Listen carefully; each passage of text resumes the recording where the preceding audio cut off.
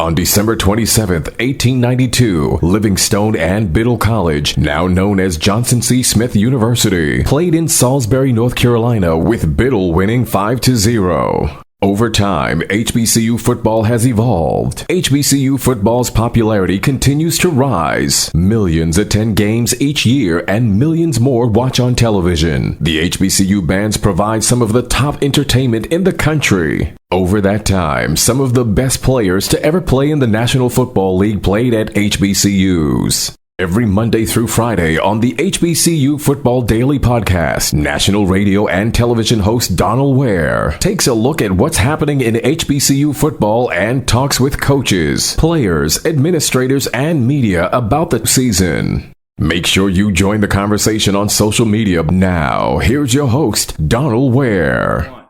You got it locked to the HBCU Football Daily Podcast for today, Thursday, August 17th.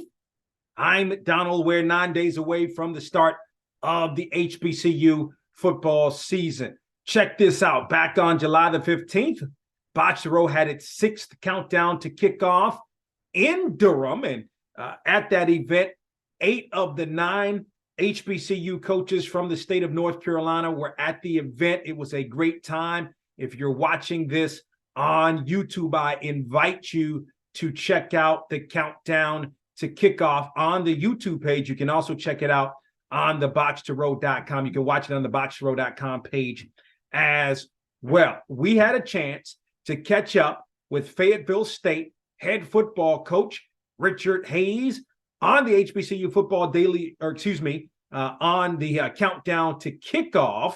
And I had a chance to catch up with him. Of course, the Broncos defending CIAA champs. We had a good conversation.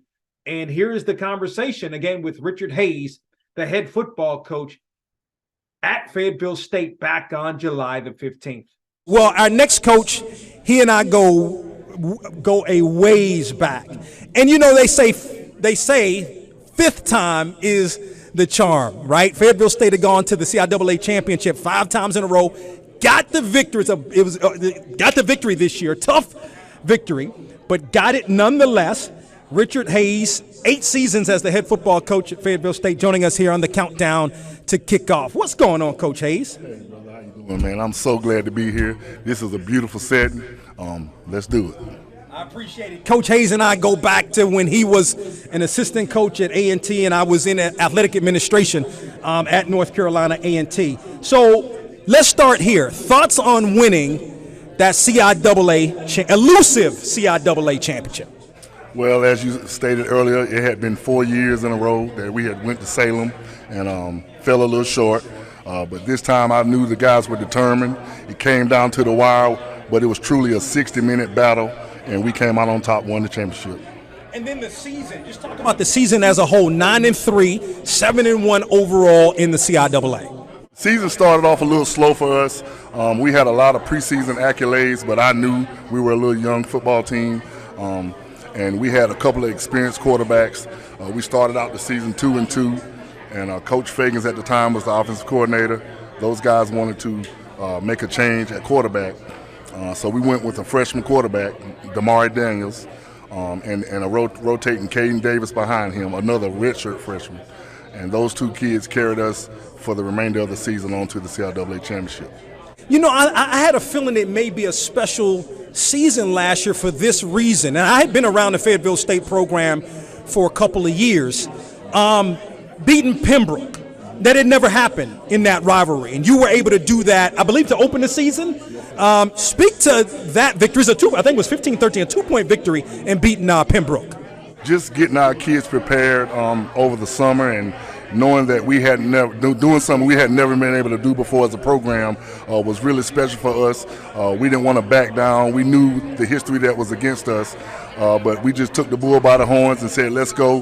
They got to come in our house and beat us, and that's pretty tough to do.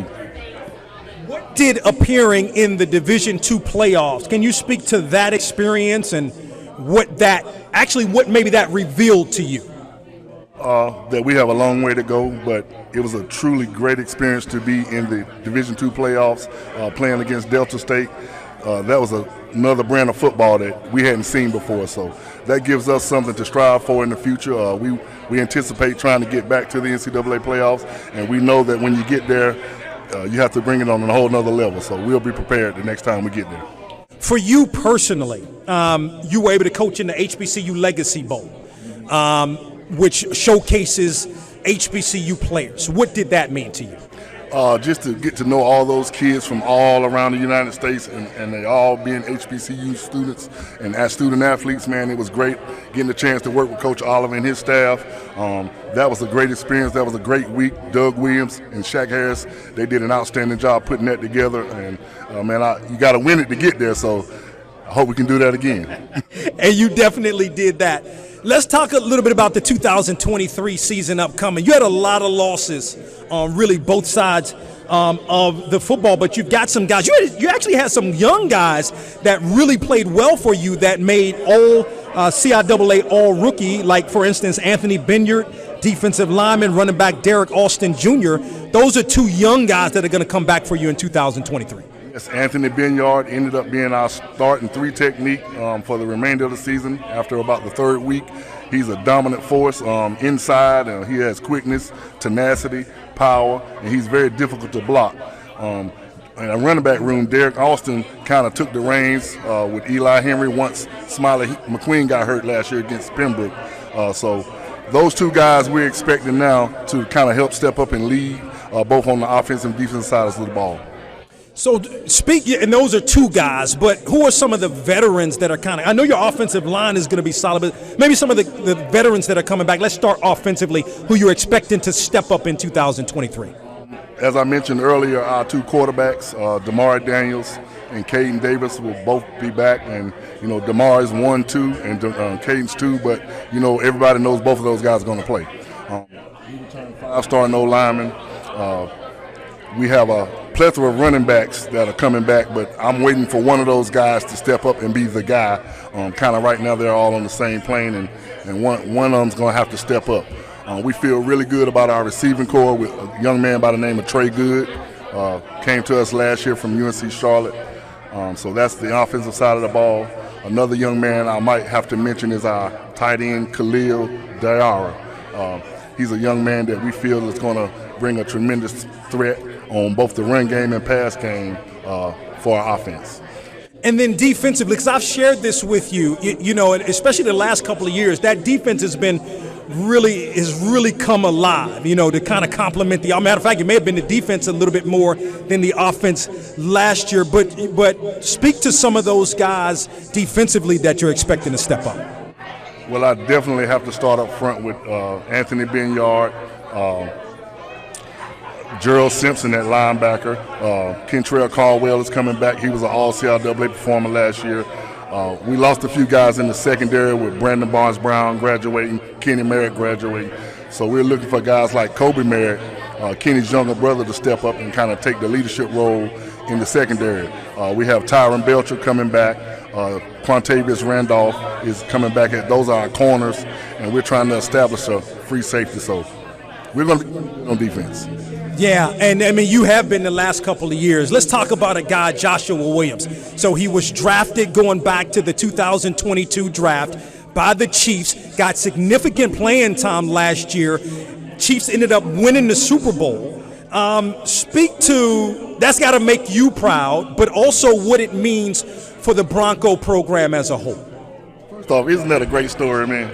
That kid, that's a great story. That kid, from Fayetteville, coming to Fayetteville State and the journey that he took, and us knowing that he was going to get an opportunity to take it to the next level, getting drafted, going to the Chiefs, making plays throughout the season, going to the Super Bowl, winning the Super Bowl, and then a couple of weeks ago he came back and hosted a youth camp for us at Fayetteville State. So really proud of Josh and everything he's accomplished, man, and he's going to do really well in the NFL.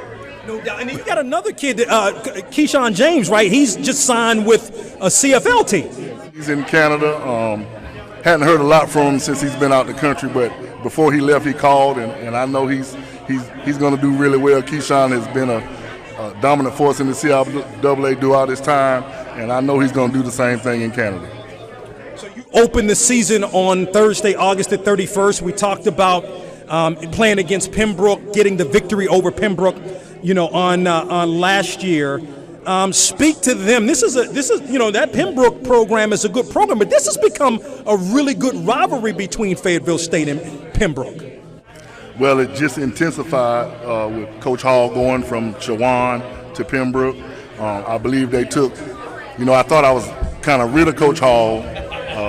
I heard that Chowan was leaving the conference last year, so I say we're done with Coach Hall. But then he gets the Pembroke job, and then he takes 25 or so guys from the Chowan team and adds them onto the Pembroke roster. So they have formed kind of a little all-star team over there. So, it is what it is. It's going to be a great game, a great atmosphere Thursday night down in UNC Pembroke, 6 o'clock. It's going to be live. I know it. We're going to have to be ready. I know they'll be ready, and let the chips fall where they may. You got a tough schedule. So you start out at Pembroke, then you're at home against Lenoir-Rhyne, then you've got Lincoln, but then you're on the road for the next 3 games, all CIAA games. I mean, that's a tough schedule right there in the middle of the season. It's very tough. Last year we had the 3 home games in a row, so that was tough to me as a head coach as well, because you have to keep those guys occupied in their city for 3 straight weeks. But the schedule is the schedule. You can't run from it. We're going to play our schedule, and we're going to be prepared each and every week. And then last thought, of course, you coached under Bill Hayes, the legendary coach. You were an assistant under him, your uncle. Just speak to, just a legend. You just think about, the first black coach in the ACC, right? What he was able to do at Winston-Salem State, at A&T. Speak to who he means to you. Well, my first image of him is right here in the city of Durham. Of course, I grew up here in Durham, and Coach's family, my dad and him are brothers, so he used to come around, and I was trying to figure out who is this guy who had all this money, nice sports car. And I'm 6 or 7 years old, and then we started going to Winston-Salem State games through our middle school years, and once we got to high school, we moved to Winston. I went to Carver, and just fed right into Winston-Salem State. So I've been following him, played for him at A&T, coached with him at A&T, and he still coaches me to this day. He just means so much, and he turned 80 years old 1st of June, and we celebrated him. He's doing a marvelous health, plays a lot of golf, and I'm going to be calling him up before the season starts this year. You better believe that. Definitely. Give it up for Richard Hayes, the head football coach at Fayetteville State of the CIAA champion, Fayetteville State Broncos, who joins us here on the countdown to kickoff. So again, a great conversation. Always great to catch up with Richard Hayes, the head football coach at Fayetteville State. On tomorrow's edition of the HBCU Football Daily Podcast, we're going to take things to the capital city of Louisiana, to Baton Rouge, and to Southern, and say hello to Southern head football coach Eric Dooley. That's tomorrow on the HBCU Football Daily Podcast. Don't forget to tell a couple of friends about the HBCU Football Daily Podcast, where you can watch on the BOXTOROW YouTube channel, as well as listen and download at BOXTOROW.com, as well as iHeartMedia.com. Talk with you tomorrow. We hope you enjoyed this episode of the HBCU Football Daily Podcast. You can also listen to the podcast at BOXTOROW.com, iHeartMedia, or wherever you get your podcasts. Don't forget to get your HBCU football fix on BOXTOROW with Donal Ware each weekend on the radio station near you, and on SiriusXM on HBCU, Channel 142, and on ESPNU Radio on SiriusXM, Channel 84. Follow us on Twitter and Instagram at BOXTOROW for the latest in HBCU football, and don't forget to tell a friend.